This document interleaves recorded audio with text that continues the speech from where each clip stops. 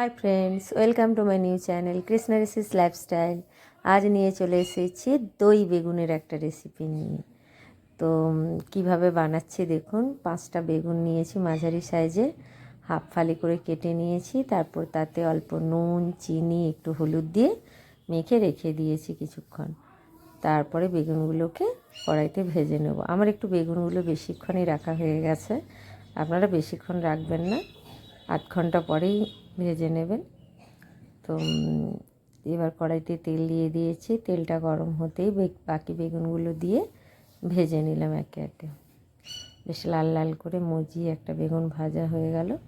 নুন, চিনি, মিষ্টি বেশ সুন্দর একটা দেওয়া আছে বেগুনে, বেগুনের স্বাদটাই একরকম হবে। দেখুন আমি ভেজে নিচ্ছি বেগুনগুলোকে একে একে। বেশ লাল লাল করে ভাজা হয়ে গেল।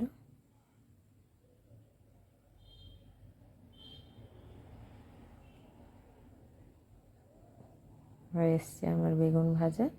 তারপর বেগুনগুলোকে একে একে তুলে নিলাম। এরপরে দই বেগুন বানাবো, তাই 200 গ্রাম দই নিয়েছি, টক দই। টক দইটাকে আমি মিক্সিতে নিয়ে নিয়েছি গ্রাইন্ডারে। এতে অল্প বিট লবণ দেব, কারণ এতে স্বাদটা ভালো আসবে, তাই আমি একটু বিট লবণ ইউজ করেছি। আর যেহেতু টক দই, একটু স্বাদটাকে ব্যালেন্স করার জন্য অল্প একটু চিনি দিয়েছি। দিয়ে মিক্সারে ভালো করে ঘুরিয়ে নিয়েছি।